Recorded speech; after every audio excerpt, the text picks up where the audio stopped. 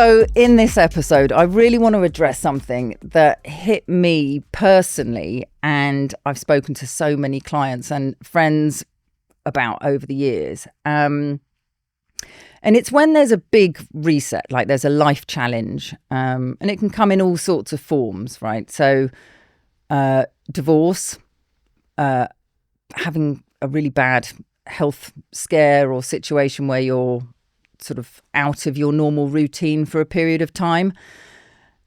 And there's so many people who rush to your aid. They're there, and the people often who you don't expect, which is always nice. And often the people you think might be there aren't, which is kind of curious, but the way it goes. But you've got a lot of people who are all sort of rushing round and wanting to help and seeing what they can do. And that busyness at a time when things are already busy for you. For me, it was with my health. So after having my first brain tumour removed and having that recovery time and lots of people making food, lasagnas at the door, helping out with the kids and walking the dog. And that was all great. And then after 6 months, everybody disappears because you look fine. And if you look fine, then you must be fine. But of course, it's the aftermath where often people need that extra support. But because there isn't the sort of hustle and bustle and excitement of the story, it's like that's kind of been and done. Everybody goes back to their normal day to day until somebody else pops up like a mole, sort of, you know, with the next challenge. And then they rush and look after that person. And I think something that really struck me was, one, asking myself, who have I done that to? You know, if you think about people who have dealt with grief, for example, where I know I've been there at the time, but perhaps haven't really considered, was I there afterwards when the sort of big story had finished and they were left with their own thoughts and the calmness and quiet that brings, and how to manage that without the support of other people around them. So where does everyone go? Where does everyone go after the big hurrah of whatever that hurrah is? And often it's not the good ones, right? And something that I found for me was that I had to really think about who I wanted to have around me those times after, when everything had quietened down, and you get to choose who you spend your time with when you're recovering. And so I became much more aware for who was showing up and who wasn't showing up, and equally how I would then decide how I would show up for those people who needed me at a time when there was a big thing going on for them, and what made me a good friend to them at that time, but not just at the time when there's the big crash bang wallop, but actually the bit when it all goes quiet afterwards. And it's difficult to reach out, you know, it's difficult to reach out to people and say, actually, I'm feeling a bit shit, or actually, you know I look all right, but, you know, could you give me a hand?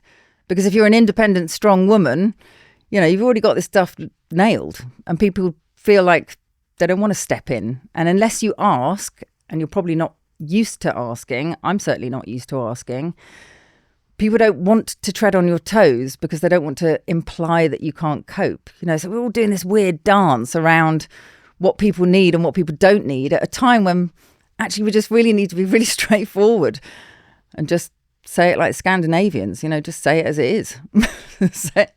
say it like my children do, just tell you it straight. What is it that I need from my friends or my family or my network around me right now?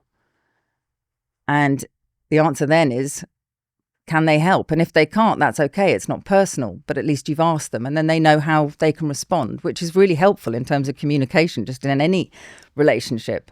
If you don't say what you need, how does that person know how they can help you? Mind games. That's a belter of a game otherwise. One thing I've found is that people in a crisis, myself included, like in a crisis, it's like action stations. There's some sort of like, oh, there's a thing. I've got a thing that I know that needs saving, rescuing, helping. When there isn't the thing, there's nothing obvious standing out that says this needs support or help. It's like, unless there's a clear instruction as to what you could do, you kind of might feel like you're prying or getting in the way of somebody else's time when they feel like they've got it together. So for me, having that conversation with friends or family and saying, whilst I might look like everything's all right, one thing for me is I really struggle with fatigue, which is a complete pain in the arse and something that I never anticipated because I'm a high energy person. And so to have to be restricted by sleeping every day, like, that literally is like one of my biggest, like, how the hell has this happened? Genuinely. But to be able to say to people like, yeah, I'd love to come out and do that with you, but I can't do the whole day.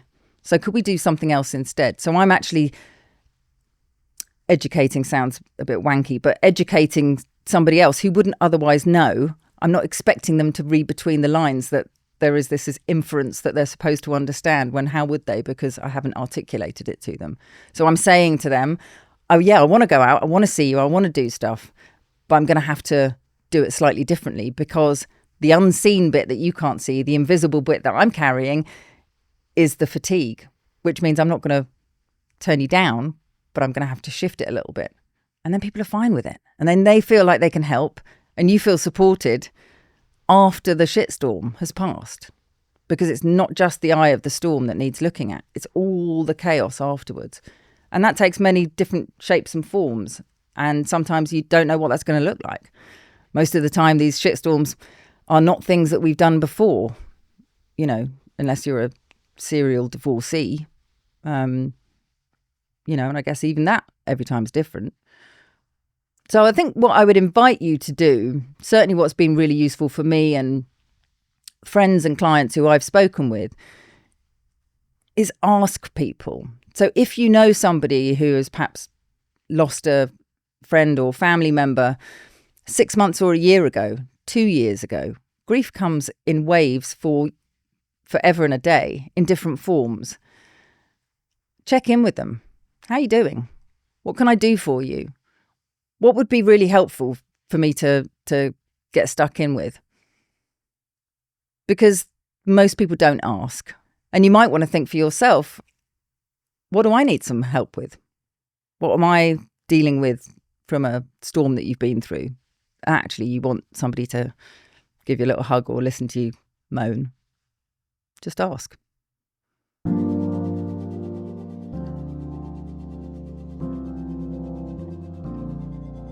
So if you've loved what you've heard, I would really appreciate you subscribing, sharing it with your friends, family, colleagues, waifs and strays. They are all welcome here.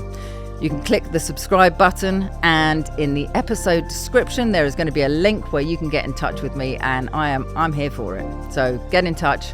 I would love to hear from you and see how I can help you.